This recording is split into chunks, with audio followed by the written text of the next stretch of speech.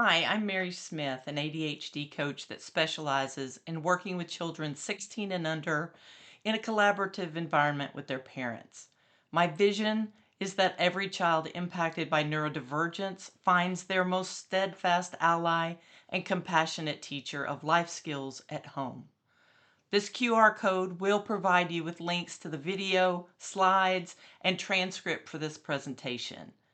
If you're tired of active learning, I want to invite you, if you'd like, to just relax and lean into what I have to say today.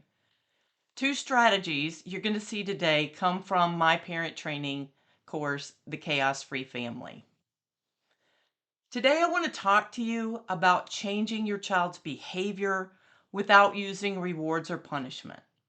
I'm going to show you how you can motivate behavioral change in ways that will strengthen the relationship between you and your child and improve the relationship they have with themselves.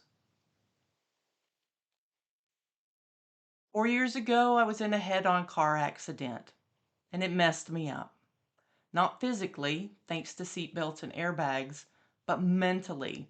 Something just shifted. I had trouble focusing on conversations. I alternated between anger, crying, and feeling numb. I felt like I was wearing a heavy lead suit all the time. And I started having panic attacks. I couldn't sit in a crowded restaurant, go to a performance, shop for groceries, or ride in a car without feeling like I was going to pass out. I even went to the ER twice thinking, I'm dying. My body is literally shutting down, and no one else can see this. My husband and doctors kept talking about my scans and physical examinations instead of looking at how this person was dying right in front of them. And I figured that if no one could see me dying, no one's going to help me. Finally, an ER doctor explained to me my body wasn't shutting down. I wasn't dying, but that my body had suffered an incredible flood of stress hormones that was impacting my brain's ability to distinguish legitimate threats from everyday stress. And I needed help that he couldn't give me. So I consulted my psychiatrist and started EMDR trauma therapy. In the early days of therapy, I kept asking my therapist, what happened to my brain? Why am I acting like this? Please give me some hack to make these panic attacks stop. I didn't feel safe anywhere, and I certainly didn't feel like I was useful to anyone. I just wanted to be able to perform in my everyday life again. One day, my therapist said, Mary, I can feel how important this why is to you, but I wonder if that question is getting in the way of your healing right now. Would it be okay if, just for now, we put it aside with the intent of answering it when we have more information? Well, I reluctantly and suspiciously agreed. She asked me to visualize this why as an object. Give it a form, give it a texture, give it a color. And for me, that why was this spiky black ball. She asked me, can you visualize somewhere in this room to put it until we're ready to address it? Well, my smartass self decided to put it under her chair because even though it wasn't a real object in my mind, I felt like there's no way she's going to forget to come back to this because she's going to be sitting on it. So let me know if you relate to any of these statements. You're wondering why rewards and punishment are not working to change your child's behavior. You're worried that if this simple, universal technique of using rewards and punishment can't change your child's behavior, what's going to happen to them long term? Will they ever learn to motivate themselves? You're starting to lose confidence as a parent. That countdown to college is ticking, and you can't figure out how to motivate them toward independence. Finally, the stress and dysfunction in your home is reaching a level where you're starting to worry that you're damaging the relationship between you and your child. I want to give you some hope here today because there's a lot of science to back up your lived experience. A lot of evidence that explains why rewards and punishment don't work to make long-term changes in human behavior, especially those humans with ADHD. So I want to invite you to take all of that frustration, anger, fear, and any other emotion that you're having. Give it a form, give it a texture, a color, and put it somewhere else for the next 45 minutes and just get some separation from it. Now, I'm not going to go over the entire history of ADHD, but it's important to know that when ADHD was added to the Diagnostic and Statistics Manual in 1968, it was categorized as a disruptive behavioral disorder. And it was grouped with things like conduct disorder and oppositional defiance. The focus of these disorders is on the individual's behavior outward toward others. Now, in the 1970s, about this same time, research was also showing how negative parental behaviors like harsh punishment, yelling, nagging could actually contribute to a child's disruptive behavior. And so, behavioral parent training programs were developed to teach parents how to use more positive parenting methods as a means of reducing unwanted behaviors in their child. The key principles of this parent training in the 70s included empowering parents to be part of their child's support team, like working with teachers and care professionals, to help parents set realistic expectations and to communicate those clearly to their child. This training taught the importance of promoting conversations with their child and listening to their concerns instead of just communicating with them through instructions and expectations. It taught parents how to address conflicts constructively and find solutions that satisfied both the parent's expectations and the child's needs. These programs ask parents to shift from pathology to behavior. Basically, let's not get tied up in the why the child is behaving in a certain way. Let's just focus on the environmental factors that are contributing to that behavior. And the core element and foundation of these programs was the use of positive reinforcement for behavior modification. In other words, these programs were based on instrumental learning, where parents were taught to reward good behavior and ignore or mildly punish bad behavior. This is also known as operant conditioning. Folks, this is how we train animals. It's also the method that most parents and teachers are still using today.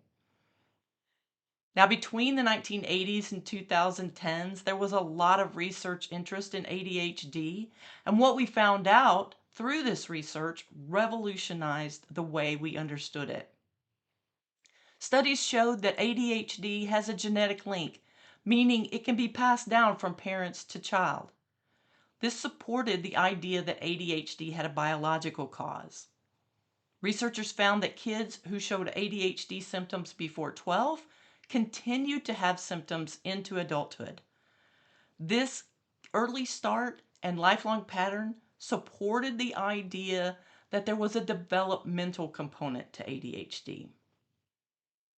People with ADHD often have challenges with things like staying focused, remembering information, controlling impulses, and regulating emotions.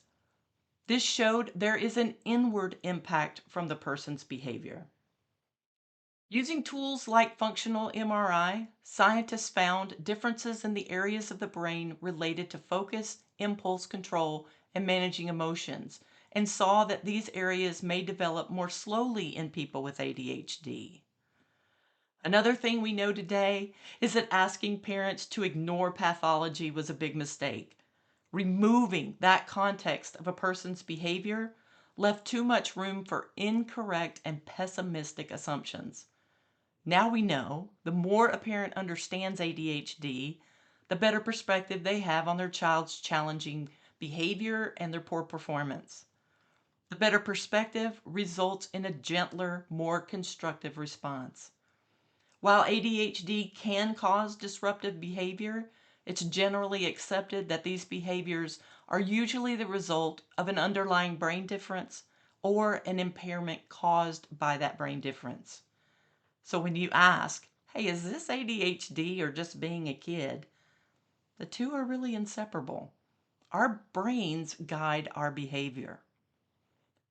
All this evidence shows that ADHD comes from differences in the brain, not from poor choices or bad parenting. So in 2013, ADHD was recategorized as a neurodevelopmental disorder in the DSM. Now, while our understanding changed, unfortunately, many of the behavioral interventions did not. So when we're talking about changing a behavior or learning a new skill, we have to consider the impact of ADHD on the motivation process. As I said, we have to understand some of the pathology. When a neurotypical brain engages in an activity associated with a positive outcome or a reward, neurons in the ventral tegmental area produce and release dopamine to the nucleus accumbens. The nucleus accumbens, which shares strong connections with the amygdala, helps translate that dopamine signal into feelings of pleasure and emotional meaning to that reward. The nucleus accumbens also communicates with the hippocampus, allowing dopamine to help encode memory and learning to that rewarding experience. Finally, dopamine activity in the prefrontal cortex helps link the feeling of reward to the behavior, creating a conscious awareness of the experience. Together, this system motivates the person to repeat the behavior that led to that positive outcome. In the ADHD brain, however, dopamine levels are typically lower, and the slower brain development contributes to a smaller cortical volume. What this means is that the ADHD brain doesn't have enough dopamine to efficiently carry motivational signals to those key areas of the brain, and it has fewer or less developed pathways that would carry those messages. This lower level of dopamine and reduced signaling efficiency disrupts that reward pathway. The effect is a difference in how a person with ADHD perceives and experiences reward and pleasure. In everyday life, that often shows up as less enthusiasm for starting and completing tasks. Let's look at this in action. In instrumental learning or operant conditioning, the thinking is that if you consistently reward a person for a behavior, it gets easier for that person to perform that behavior. Now let's say a neurotypical person, child or adult, does a task they were signaled to do, not because they were promised a reward or threatened with a punishment. They received a signal, a thought, a note, an alarm, whatever, and they did the task. Now, if we give them an unexpected reward, their brain is going to fire off this shot of dopamine. Now, let's communicate to this person that they are expected to do this task every day for the foreseeable future. We also promise them a reward each time they complete the task. If we deliver that reward timely and consistently, something's going to happen to that little shot of dopamine. In the early stages of learning or practicing this to make a habit, we're going to see this little shot of dopamine split. Some of that dopamine is going to be released right after receiving the signal or the cue to perform, and some of the dopamine is going to come after the person actually receives the reward. We call this first shot anticipatory dopamine. In the later part of the learning cycle, after many repetitions, and if we continue to provide that reward, this shifting continues until the dopamine release occurs right after the signal to perform. Hardly any will be released when the reward is actually delivered. This anticipatory dopamine is important because it's evoking that experience of reward and works to motivate the person to repeat the behavior. They're getting those signals of motivation that make it so much easier to initiate and follow through on the task at hand. ADHD brains react similarly to unexpected rewards. And in the early part of the learning cycle, we even see that there's a minimal shift of anticipatory dopamine. Unfortunately, that's all we get. Even after many repetitions of the task and many rewards, there's not a complete dopamine shift. In operant conditioning, the person with ADHD does not get the benefit from the motivational boost of anticipatory dopamine. Okay, since I showed you why rewards are not working, I also need to show you how the use of punishment is actually damaging to the motivational process. Chronic punishment, physical or verbal, is known to further suppress this reward pathway. It's linked to reduced gray matter in the prefrontal cortex. Remember, smaller cortical mass means fewer connections. It's related to lower stress tolerance, making it hard to tell the difference between a real threat and a benign stress.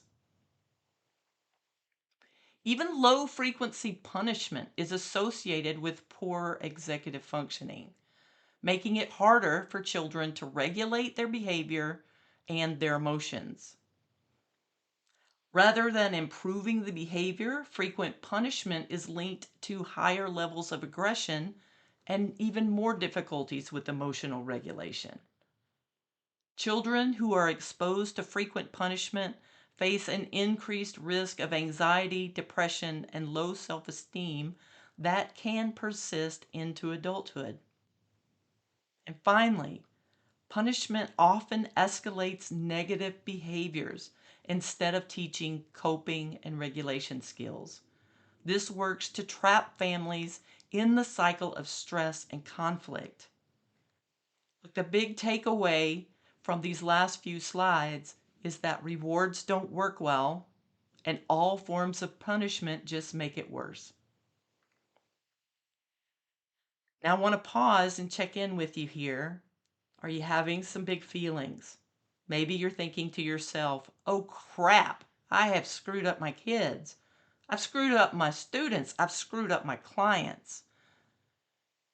If you are having these big feelings, I want you to know that nothing is so far gone that you can't make some changes and make things better. If you're having big yuck feelings, try to put them aside with the other ones from before.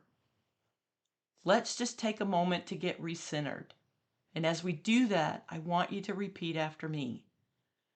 I've done my best with what I experienced, with what I was taught, and with what I knew. Let's get to the good news. Let me introduce you to the motivational framework of self-determination theory. This theory recognizes that humans, not just ADHD humans, have internal motives made up of our psychological needs. Our cognitions, that's the way we learn and process and understand the world around us, and our emotions. These internal motives act as mediators between our external triggers and signals and our behavior. The satisfaction of these internal motives is what gives our behavior direction, energy, and persistence. Motivation. In other words, it's not about what I get in return or what I avoid that motivates me to do a task. I'm motivated by having my personal, innate human needs met.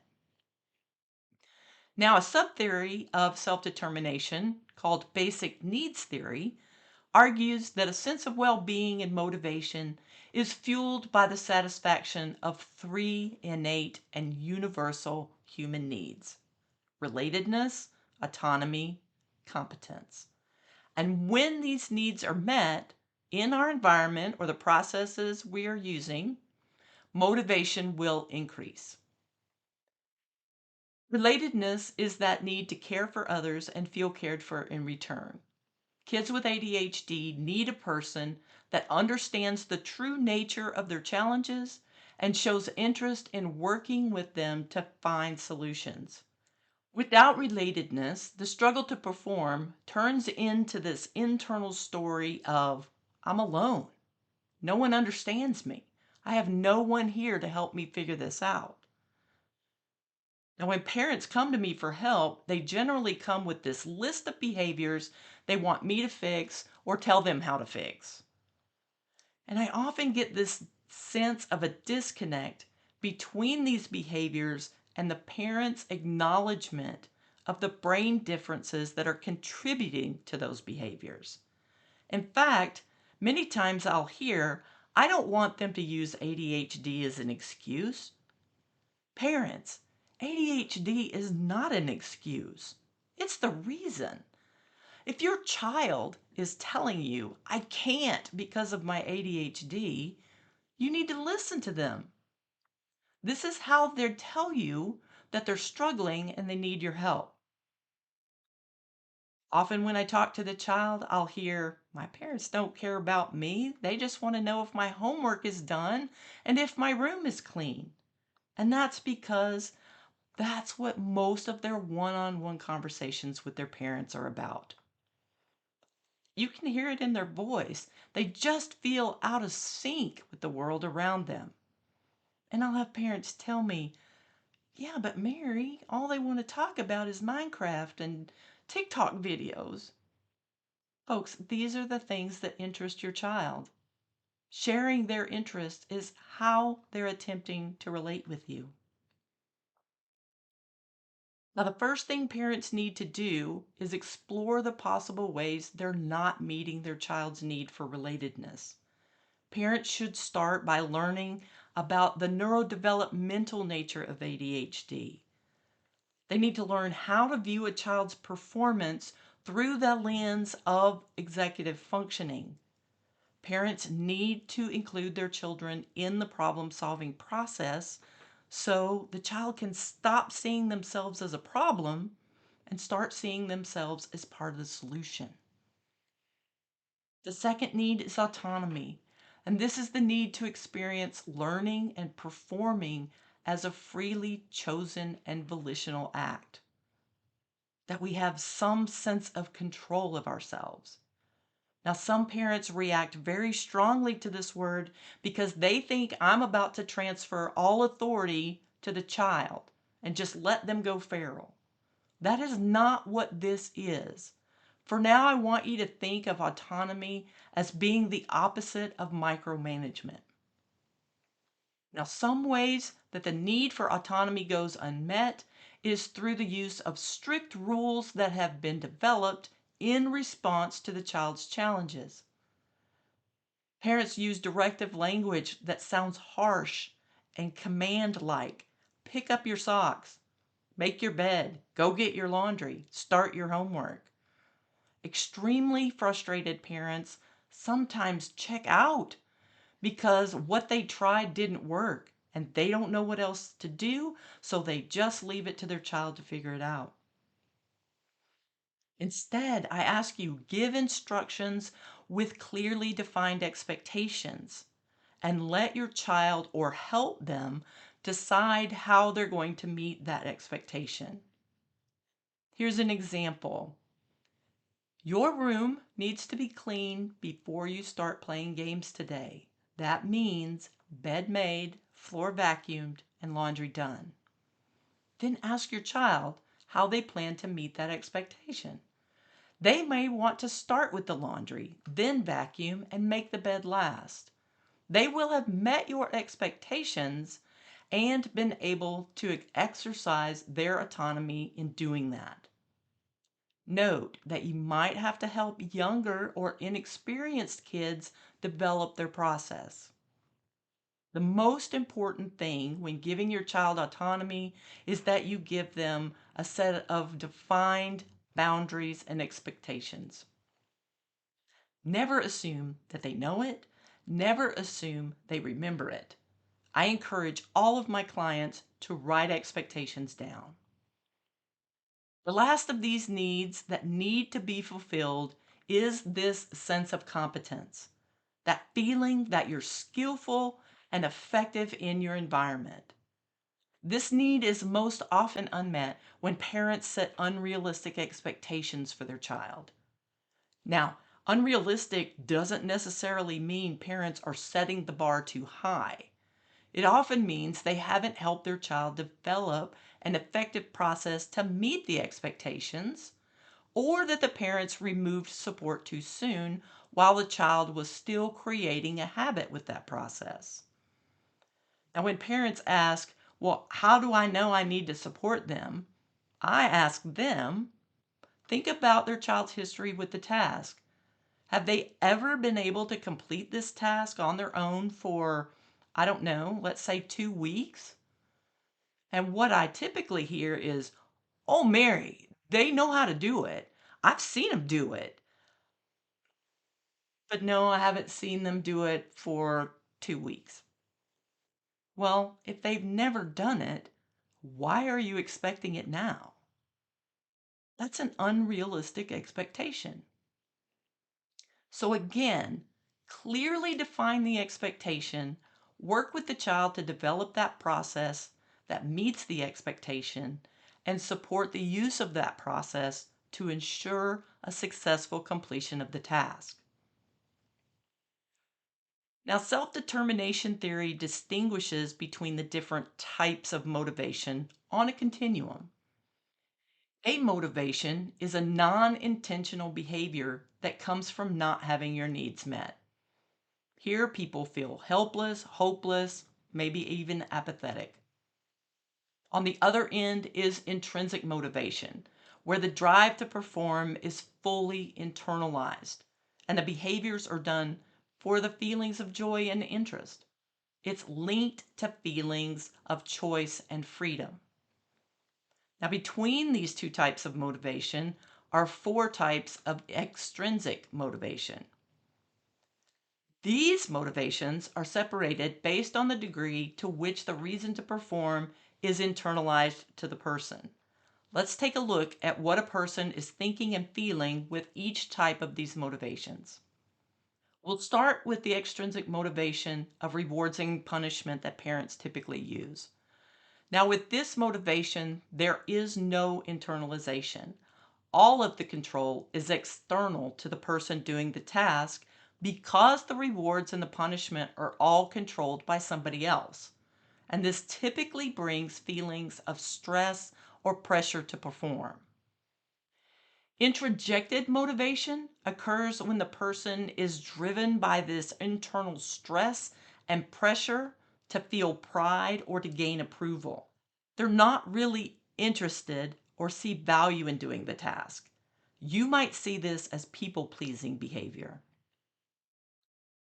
Identified motivation comes from within. It shows up when the person understands why a task matters to them or sees how it connects to their overall goals and values, even if that task is not fun or interesting. It's accompanied by feelings of choice and freedom.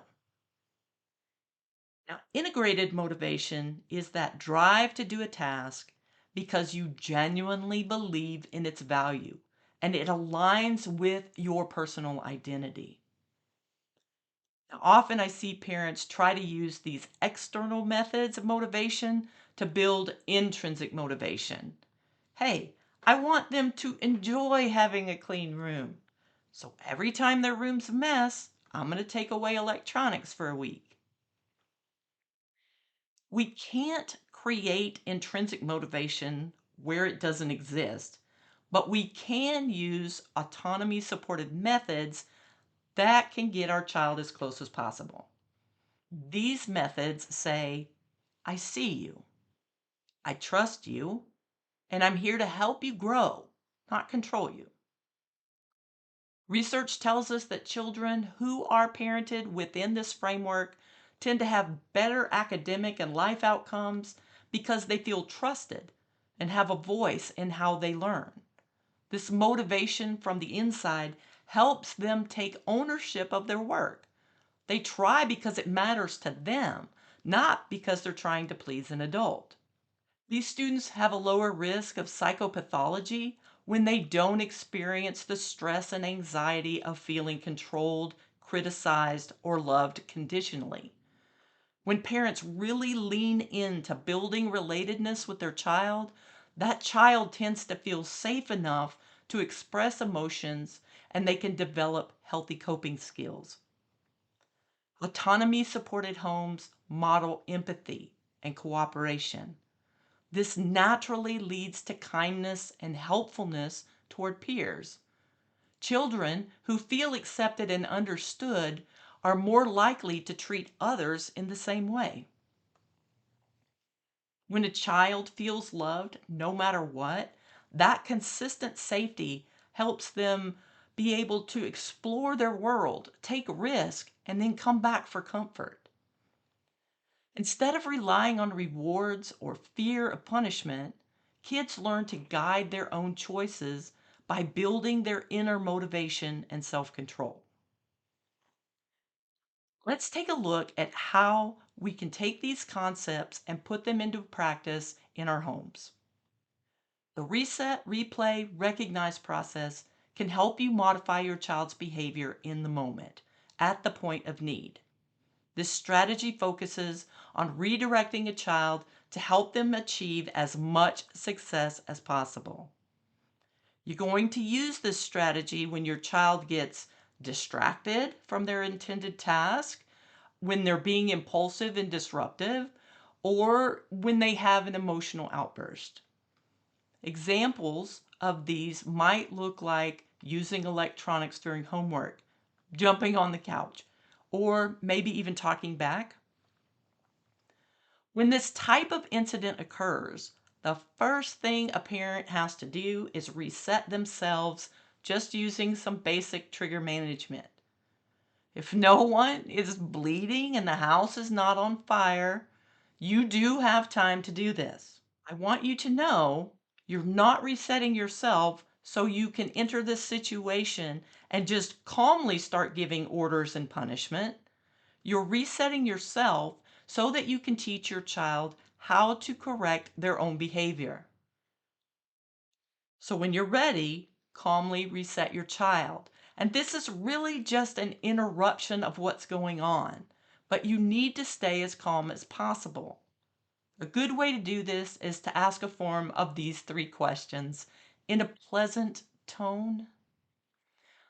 Let's use the example of the child jumping on the couch. Hey, what are you doing? Well, I'm jumping on the couch.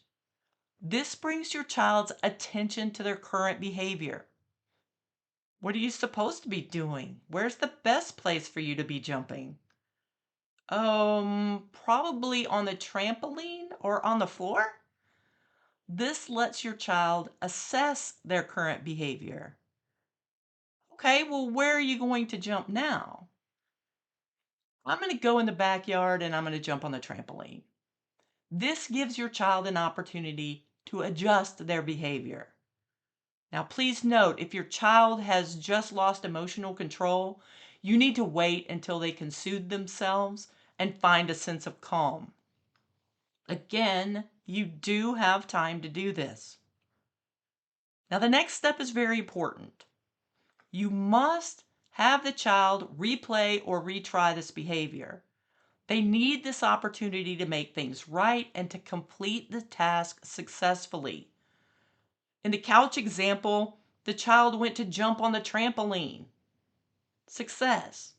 In the case of back talk, it might be allowing the child to express themselves as constructively as they can. Learning does not happen at the reset. It occurs at the replay. You end this process by verbally recognizing that your child has successfully redirected their behavior and acted in an appropriate way. I like the way you stopped jumping on the couch and decided to jump on the trampoline instead. Or, I appreciate you taking some time to get your thoughts together and telling me how you feel without yelling at me. Now let's point out where the need for relatedness was met in this method. As a parent, I accept that my child is distractible and impulsive and struggles with emotional control. So I don't come into these situations screaming that they're being disobedient. I take the time to see things from my child's point of view. Hey, do you know that you're off track? Do you remember where the track is? Do you know how to get back to the track? And deep in my heart, I know I don't have a bad kid. I want them to be as successful as possible on that replay. Let's talk about meeting the need for autonomy. I allowed the child to choose a better alternative. Now, they could have just stopped jumping and gone to do something else in the house, but they gave themselves the option. I can jump on the floor or I can jump on the trampoline. I didn't give them any of that. I allowed them to choose what the better alternative was. And then meeting the need for competence. I made sure they understood the steps that got them that successful result.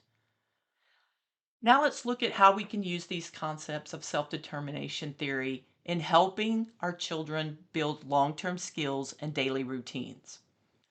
I adapted a common process improvement framework for parents to use with their children to develop long-term skills. I want you to note that that relationship circle includes meeting those needs of relatedness, autonomy, and competence, and it touches all parts of this improvement method. Our first step is going to be to clearly define the skill or process you want to work on. Avoid those broad categories and get as specific as possible. The student may not be motivated and they may be failing, but the process you want to work on is completing and turning homework in on time. Next, you're going to define your expectations for this process. At this point, I only want you to focus on the minimum that needs to happen for your child to be successful. Don't get caught up in this, well, I want my child to do better than the bare minimum, because they're not doing any of it well now. Focus on finding a process that meets the basic requirements first. You can always add more expectations later. And always make sure you provide some sort of time boundary in your expectations. In my example, the minimum success criteria is that the child completes the nightly homework and that there's no late or missing assignments. Notice, we're not saying spend 10 minutes on your Spanish vocabulary or look over your math notes every night. These might be great academic processes, but right now we're just working on getting that homework complete and turned in. Parents really liked that the child played soccer, but they were starting to think it was getting in the way of homework. And so they added this expectation that soccer or other activities should not get in the way of completing homework. When your child understands the expectations, we move into the measure phase of the method. Here, we ask them to develop a process that's going to be used to meet the expectations. Now, you may have to ask them questions like, which step are you going to do first? Does it really make sense to do this step here? But resist the urge to be the only one creating the process. If the child creates a process that looks a lot like what's happening now, don't worry. Our goal here in this moment is to bring them to the problem-solving team and start building their awareness.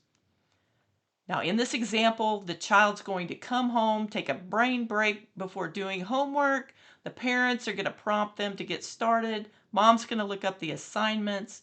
They'll pause homework for dinner or for soccer practice, and then they'll return to homework after dinner or after soccer practice. We need to measure the effectiveness of this process, so we need to select a couple of tangible metrics that tell us this process is working or it's not working. The metrics this family chose were how many late or missing assignments did the child have every day, and did the child complete the homework every day? Now, you're going to be tempted to want to measure a whole lot of things, but stick to those directly related to the expectation. In this case, about missing assignments and homework completion. Next, we're going to gather some baseline data for about a week. It's very important that you remember we're collecting this data in collaboration with our child. So no data should ever be recorded unless the child and the parents are both present. And then we're going to keep this page out where everyone can see it. Oh, well, Mary, we thought it would be easier to keep on the computer. No. Well, I thought it would be easier to keep up with on my phone. No. We're going to do it on a piece of paper where everyone can see it at any time. Just go old school on this. This is an important step because this is what builds your child's awareness of their performance. They can see it in real time and it removes everyone's opinion. Now, this is what this family's data look like. Next, you're going to hold a family meeting to look at the data and take note of any observations. In my example, the parents noticed how hard it was to get the child to transition from video games or Legos to come to the homework table. They noticed that the highest number of missing assignments generally came the day after soccer practice.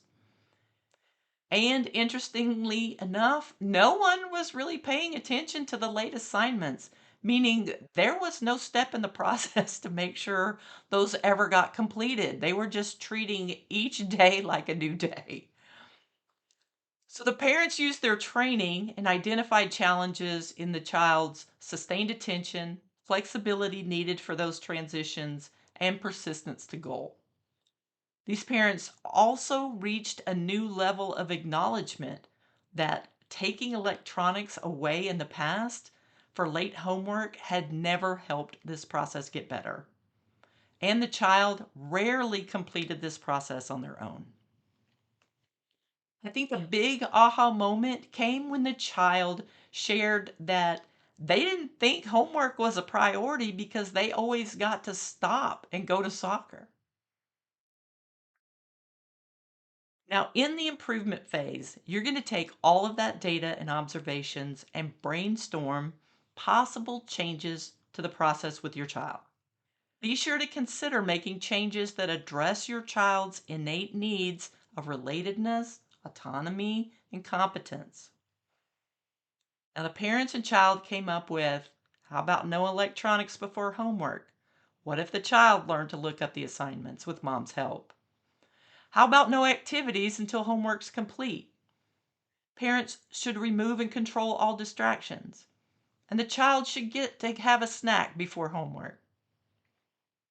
Now, you don't want to overwhelm yourself or your child by trying to implement everything at once. Just select one or two changes you feel are going to move your child toward success. This family chose no electronics before homework and to get a snack before starting. They documented the new process. The child's going to come home and eat a snack for a brain break. The parents are going to start them on their homework. Mom's going to look up the assignments. The child will pause homework for dinner and soccer and then return to homework after dinner or after soccer if the homework wasn't finished. Now, I recommended adding a step in this process that reminded the child what was coming after homework, their free time when they got to use electronics.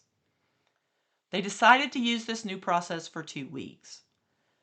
And that's good because you want to use the new process for a period of time long enough for everyone to get used to the change. You want to continue to track your metrics. This is the data that was collected after that first change to the process. At the end of this trial period, you're going to ask yourself, did that change work well enough to satisfy the minimum criteria? In this example, you can see that having a snack for a brain break and not doing electronics before homework helped a little, but they're still not meeting the expectation. This means we need to go back to our brainstorm list of solutions and pick a new change to make. In this case, we're not going to go to soccer practice during the week unless homework is complete. The child was still allowed to go to games on the weekend.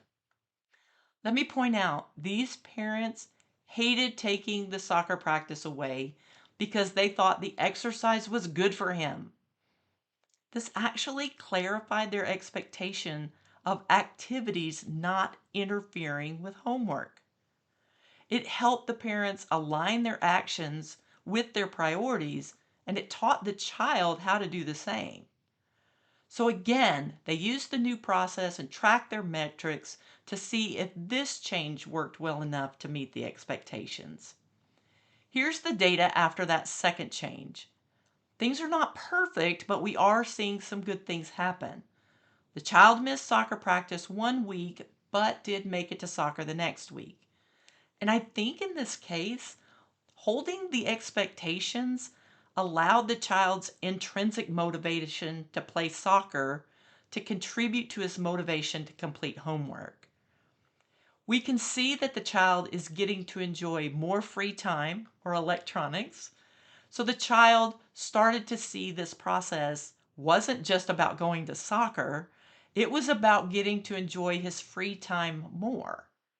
They even had a day where the child started their homework without any prompt from the parent. Now, at this point, again, you're going to ask yourself, do we need to make another change, or is this process the one we want to move forward with? Now, of course, this family could have gone back and implemented all of the changes that they brainstormed, but in my example, the family decided to just use this process and move into the consistency phase. Finding a process that works is only half the solution. You have to push through the consistency phase to give your child an opportunity to practice being successful and to build a habit. This is the opportunity for them to build their belief in their competence. So again, post that new process where everyone can see it. Continue to support them. Hold everyone accountable to using that process and continue to track your key metrics. What I love about this example is that the family decided to modify their metrics to make them look a little bit more positive for the child. Now they track how many days did the child get to play on electronics and if the child got to go to soccer practice. Let's look at how relatedness is met with this method. Parent and child are working together. The child input is valued. Parents truly understand that challenges are from brain differences, not because the child is being defiant or disobedient. They just need a better process. Now, the need for autonomy is met when the parents may have set the expectation, but the child was a big part of developing the process. And the need for competence was met by that real time feedback from tracking their metrics. That's what gave the child a view of their performance.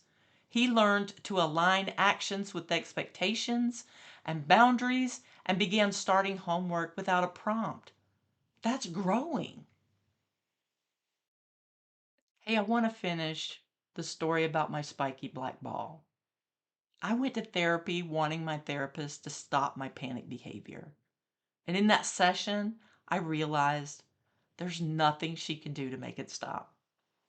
I would have to walk every step on that path to healing, turn every stone to examine the trauma that had accumulated to that point and caused that switch to flip in my brain. In therapy speak, I was going to have to do the work. I would be the one to experience the gains and the setbacks. But I also realized something else. I wasn't going to be alone. She was all in on helping me or motivating me along that path. She didn't dismiss my question why. She acknowledged it, and she helped me examine all the root causes that contributed to it. She took the time to understand how deeply it was affecting me. In the beginning, she thought I was scientifically curious about how do things happen like this in the brain. Then she realized how stuck I was when I described it. Smooth balls bounce off of you. If you've ever pulled a grass burr off a shoelace, you know it takes effort to pull a spiky ball off. Over the course of my therapy, she continued to check in with me about all areas of my life, not just the panic attacks. She continued to allow me choices and control in my care. She often encouraged me to review my progress and the skills I was building. I found what I needed to heal, to move forward, to feel safe, and to return to coaching. That spiky black ball, it's still in her office. I want you to think about the collection of yuck I invited you to put aside today. An hour with me is not enough to keep it from finding you again. Please find a support person who can help you adopt these kinds of practices in your life. Take care.